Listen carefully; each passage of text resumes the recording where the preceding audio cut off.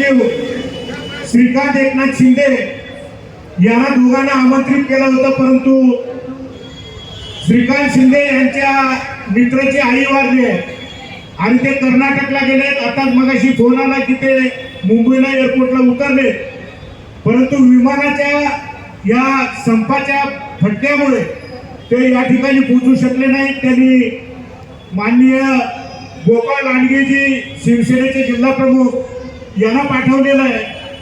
भारतीय जनता पक्षाचे आमदार कुमार ऐलानी आणि त्यांच्यासोबत या उल्हासनगर शहर जिल्ह्याचे अध्यक्ष राजेश वजरेजी यांना पाठवलेलं आहे. असो, आमचा हा चांगला रिपब्लिकन पक्षाच्या माध्यमातून उद्देश होता की महाराष्ट्रामध्ये येणाऱ्या महानगरपालिकेच्या निवडणुकीमध्ये काय होतंय त्याच्यापेक्षा उल्हासनगरमधून एक चांगला मेसेज देण्याचा प्रयत्न रिपब्लिकन पक्षाने केला होता. असो, येणाऱ्या महानगरपालिकेच्या निवडणुकीला मी एवढीच विनंती करेन, महाराष्ट्रात काय होतं ते होऊ दे, परंतु शहरामध्ये शिवसेना, आरपीआय आणि बीजेपी अशा पद्धतीची युती करून एक वेगळा मेसेज देण्याचं काम महाराष्ट्र आणि त्या आंदोलनामध्ये दलित साहित्याला स्थान मिळावं याचा आवाज उठवला. निश्चितपणे तोच आवाज अव्याहतपणे आतापर्यंत त्यांनी सुरू ठेवलेला आहे आणि त्याचमुळे आम्हालाही त्याचा सार्थ अभिमान आहे. नाना बागुल यांनी जी खंत व्यक्त केली ती युतीच्या मतदारांमध्ये निश्चितपणे आहे. याच्यामध्ये कोण चुकला, कोणी कुरघोडी करण्याचा प्रयत्न केला, कोणी कोणाचे घेतले याच्यामध्ये न जाता जर वरिष्ठांनी त्यांच्या बाबतीमध्ये जर नाना बागुल यांच्या विचाराप्रमाणे विचार केला तर अजूनही वेळ गेलेली नाही, त्याच्यातून घडू शकतो. आम्ही त्याच्यासाठी ज्या वेळेला शिंदे साहेब आपल्या भाषणामधून युतीच्या बाबतीमध्ये वक्तव्य करत असतात त्याचा निश्चितपणे या बाबतीमध्ये नाना बागुल यांच्या विचाराला पुष्टी मिळू शकते.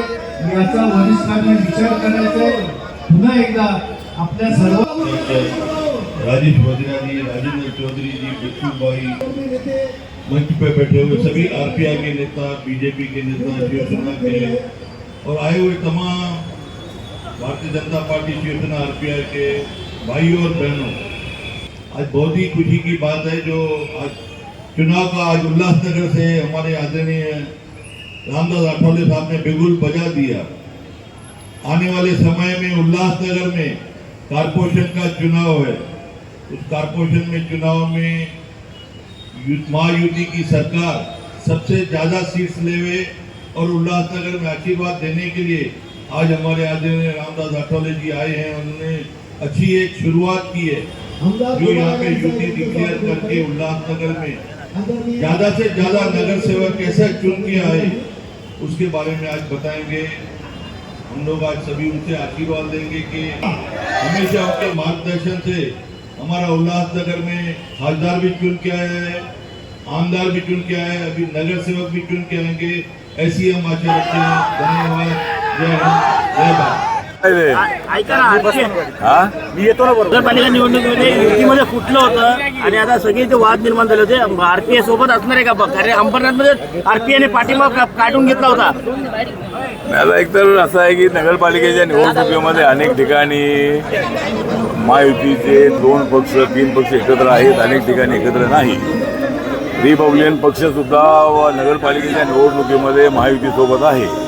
कुठं BJP सोबत आहे, कुठं राष्ट्रवादी सोबत आहे, कुठं शिवसेनेसोबत आहे आणि काही ठिकाणी स्वबळावर सुद्धा आम्ही निवडणूक लढतो आहोत ज्या ठिकाणी जागा मिळाल्या नाही त्या ठिकाणी. पण या महानगरपालिकेच्या निवडणुकीमध्ये आपल्याला असं वाटतं की जे आमचे 3 पक्ष आणि आरपीआय असे दोघे मिळून आपल्याला महानगरपालिकेच्या निवडणूक एकत्रित लढल्या पाहिजे.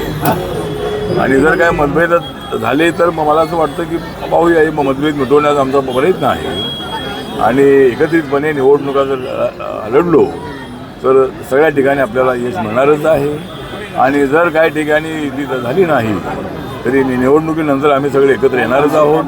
त्यामुळं आमच्या सरकारला कसली अडचण अजिबात नाही. आम्ही सगळेजण अत्यंत विचारपूर्वक आम्ही एकत्रित आलेलो आहोत महाराष्ट्राच्या राजकारणामध्ये.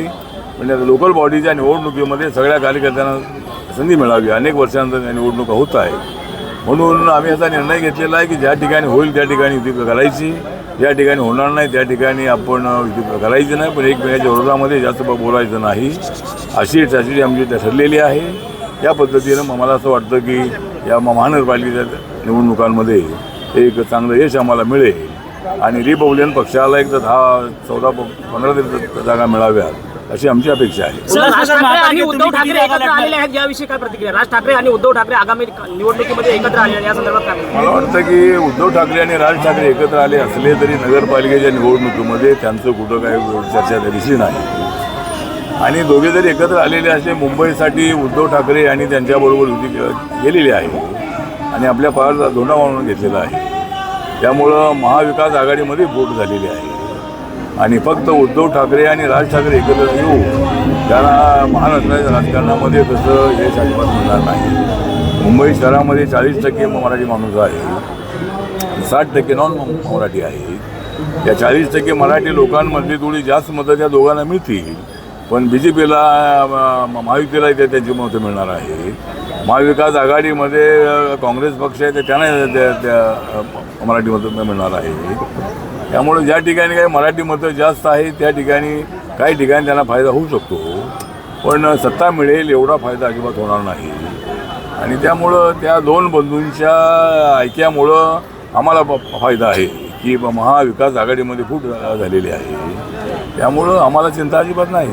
उल्हासनगर महापालिकेमध्ये किती जागांची तुम्ही मागणी करणार आहे महायुतीकडे? आता आम्ही 21 जागांची मागणी केलेली आहे, त्यामधल्या 14-15 जागा मिळाव्यात. नाना बागुल यांच्या नेतृत्वाखाली आमचा पक्ष काम करतो आहे आणि आम्हाला एक 14-15 जागा मिळाव्यात अशी आमची अपेक्षा आहे. आजच्या कार्यक्रमाला रवींद्र चव्हाणांनी पाठ फिरवली आहे, याबद्दल काय सांगाल?